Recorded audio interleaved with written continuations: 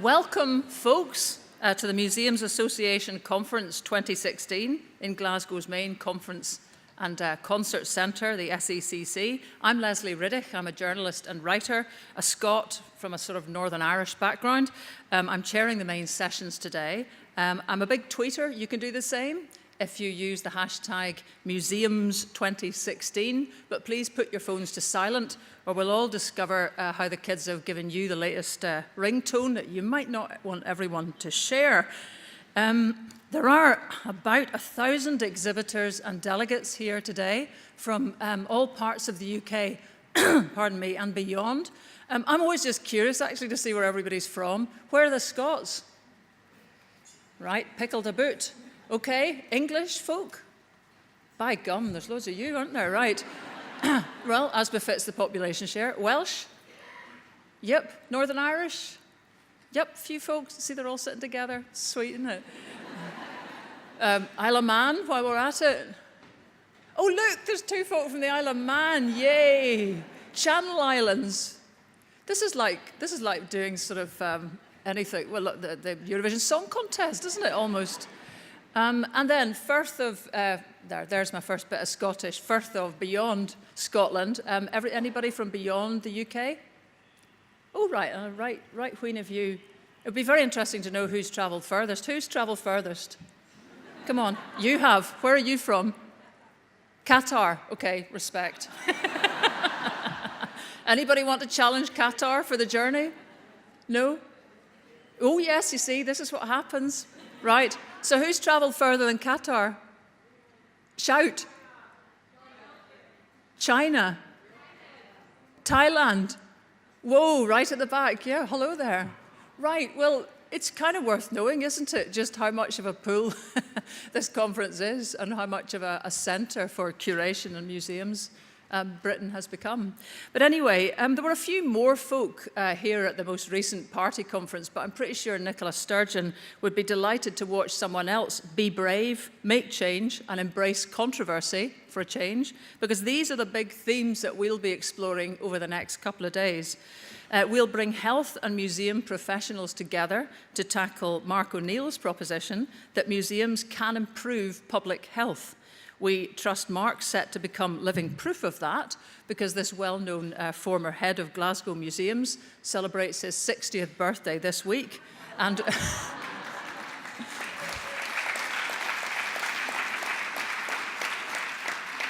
we'll be retiring from Glasgow Life to New Horizons in 2017. So happy birthday to you when it comes, Mark. We know that museums exist to explore the vast arena of human history and identity, but Morag Macpherson from Renfrewshire Leisure will be asking which identities find their way into museums and which ones are stuck forever outside. Another highlight tomorrow is the Museum of Tomorrow, where Alexandre Fernandez and Luis Alberto Oliveira from Rio de Janeiro will explain how their museum looks primarily to the future, not the past. Adele Patrick from the Glasgow Women's Library will ask how curators can also be bold social activists. And our Scots Macker, or national poet, Jackie Kay, will enliven us all with poems linked to these conference themes. There'll also be a special guest appearance from the tennis world champion #1, Andy Murray. That's a joke, right? I was just checking you're all awake. And we know where Andy Murray's #1 fan is sitting.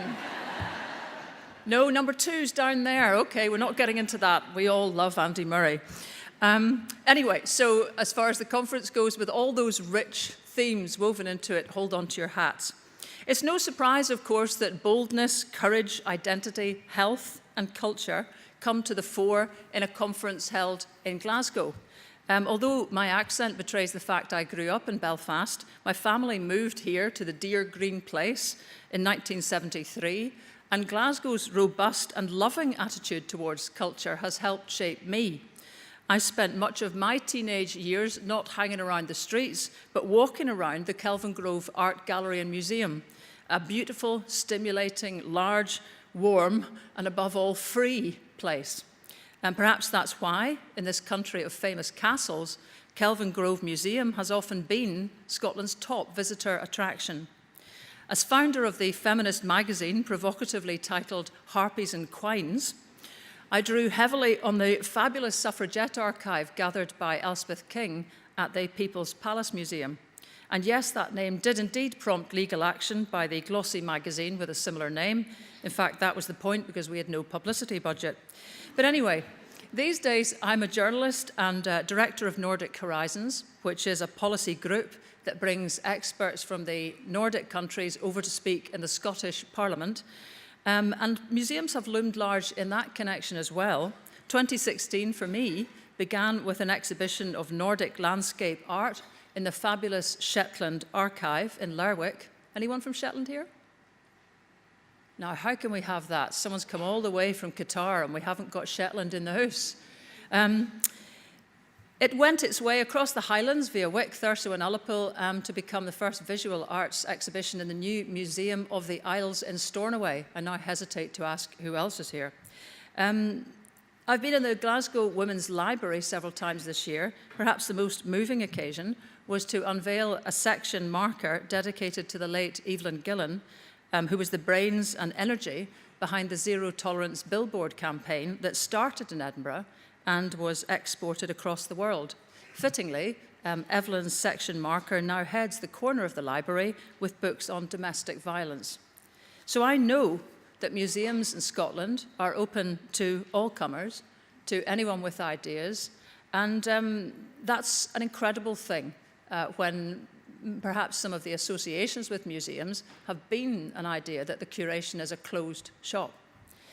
That open outlook is close to the heart of the Museums Association. The MA is a democratic organisation with its board elected by its members. It champions the value of museums to society and supports the folk who work in them. The MA advocates for museums and campaigns for the bigger social impact museums can have. Through its key policy, Museums Change Lives, and the eagle-eyed will spot that policy weaving its way through all the conference themes. There are two new elements at this year's conference, a conference app with the most up-to-date speaker information and a good old non-digital face-to-face careers hub for professional development advice and support. You're encouraged to dip into the exhibition space, which includes 28 museum practice workshops and training sessions, and of course to have fun, though if you were the tail enders at last night's dinner, maybe not that much fun. Or you'll miss tomorrow's fabulous opportunity to have a breakfast tour of the Kelvin Hall. Anybody go on this morning's one? Yeah, there's the stalwarts. Was it worth it? Yes, they're all saying yes, so get up early tomorrow and go. Well, on top of that, there's a dinner tonight, of course, and tomorrow night, and a final day of visits around local museums. So it is all go, and this really is a social conference. And it was crafted that way by the conference panel of Scottish museum professionals and Museum Association staff. So let's give them a round of applause right now. Where are you? Come on, stand up. Oh, no, right. Okay, I should have said shy Museum Association staff. I should also thank Glasgow Museums, the Hunterian and the Glasgow Women's Library for their support, and all the exhibitors and sponsors. And thanks Stage Text, a charity who are doing the strap lines for anyone with hearing issues. Actually, I should say too, if anyone needs to use the loop, it is working, but only in the seats in the flat area of the auditorium, so you need to get down here. Now, having hopefully not stolen too much of their thunder, I'd like to introduce the theme coordinators for this conference, who will speak one after the other. Adele Patrick on being brave, Mark O'Neill on health and well-being, and Morag Macpherson on people and places. So Adele, lead the way.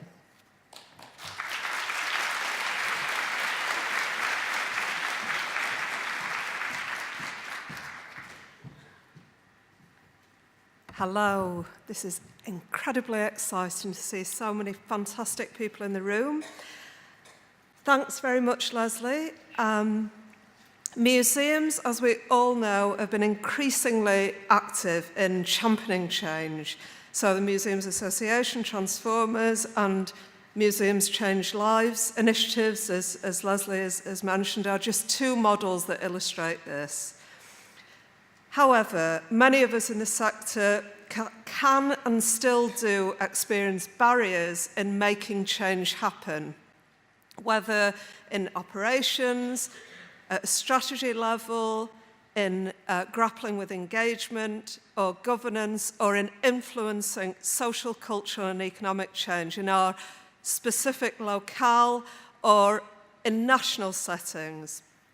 So the theme strand, being brave, takes as a starting point the fact that being faced by inertia, diminishing resources, seismic geopolitical shifts, or risk-averse contexts, whether in the micro or macro, that it can be galvanizing and inspiring to look up and beyond these restrictions, to see how leading activists, thinkers, creatives and innovators inside and outside the sector can and have productively addressed and negotiated often really challenging political pressures, limiting frameworks and or censorship.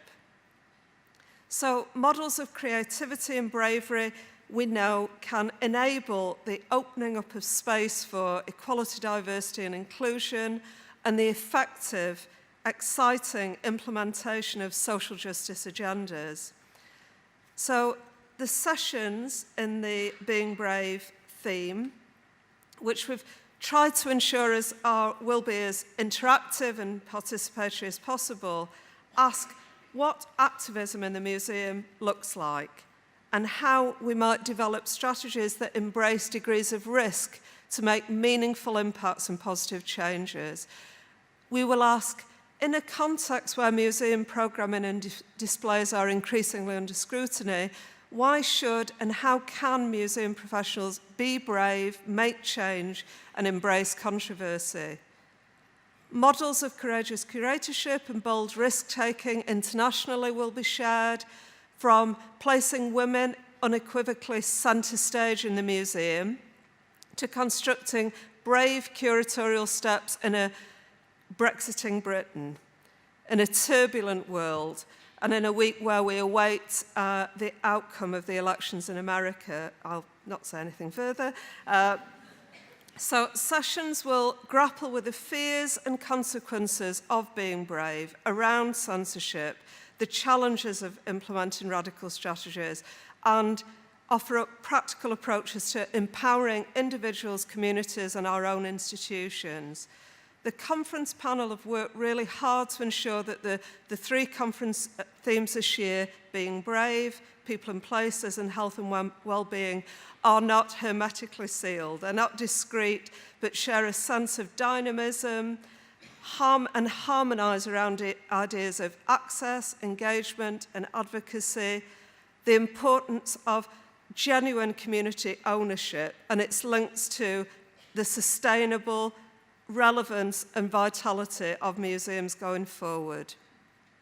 So I'd now like to hand over to Mark O'Neill, Director of Policy and Research at Glasgow Life, who is the conference coordinator for the theme Health and Wellbeing, Impact, Evidence and Delivery.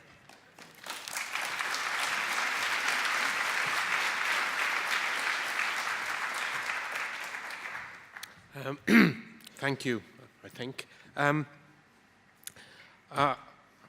Having been outed as an aging person, I've noticed it's reflecting in where I start, which is I wanted to cast you back to Victoria and Glasgow when it was, I remember it well.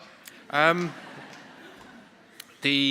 1890s, Glasgow had a population of over 1 million people, some of the wealthiest people in the world and some of the poorest in a huge concentration.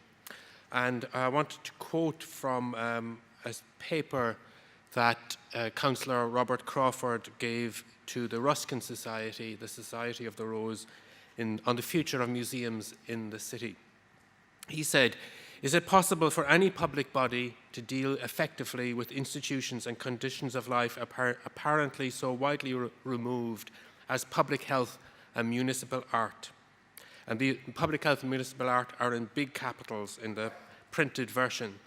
"You, I am sure," he said, "will give no hesitating answer to this question. It is of the very essence of that common bond which links together the members of this society that these two extremes not only do, but must meet and blend together to their mutual advantage. So the Victorian museum movement would have found recent debates about intrinsic versus instrumental impacts of museums utterly meaningless until the aesthetes took over in the late 1890s. Looking at objects of art, history, and nature would, they believed, of course have a profound effect precisely because of their intrinsic qualities. And now, to come back to the present, there's increasing evidence that this Victorian intuition that publicly funded museums and public health are deeply linked. If museums are a way of exploring what it means to be human, health and well-being should be central to our concerns. The health and well-being theme has 4 sessions, one focusing on partnerships and how we can work together with health professionals and health organizations, one on the value of difference, which is about the art and science of collaboration. There's one as museums as a site of psychotherapy, in which I'm particularly interested for obvious personal reasons. And the final session, which tries to take a wider view of how we might approach the whole area. I think we're at roughly the same stage with health and well-being in museums as we were with display and interpretation about 30 years ago. So I think the opportunities and changes we can make with it are as great as then, and we have something really exciting to look forward to. So that's the end of my introduction. I would like now to hand over to Morag Macpherson, Head of Cultural Services in Renfrewshire, who coordinated the theme on people and places, stories, communities and collections.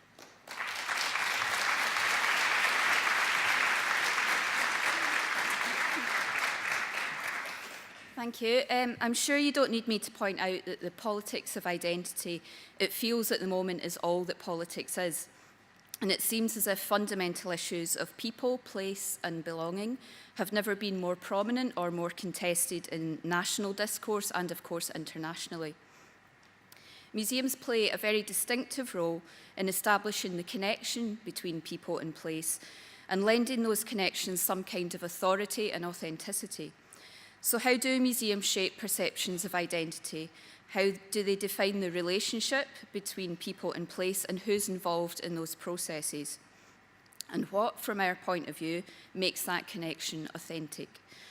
So this theme explores these questions through a range of perspectives, including how a sense of place is created in abandoned lands, rural areas where emigration is high, what the types of Scottishness represented in the Borough Collection and National Museums of Scotland are, and how these organisations strike a balance between international expectations of Scottishness and serving local communities. The process of developing a place-related archive on the Isle of Canna as the stimulus for creative work, academic research and environmental study, how advocacy can help your museum be better understood amongst your own local communities and stakeholders, and interestingly, because we're in Glasgow, how the maturing concept of publicly accessible storage is taking shape here and what that means for the public. And finally, how can we take on some of the more challenging considerations in developing ongoing relationships with communities beyond fixed-term projects? So that's what the sessions of this theme are covering. Across all the themes, there are some really fascinating, important, meaty issues being discussed and deliberated. We hope you take the chance to participate fully, ask lots of questions, join in the debate, and most importantly of all, enjoy the conference. Thank you.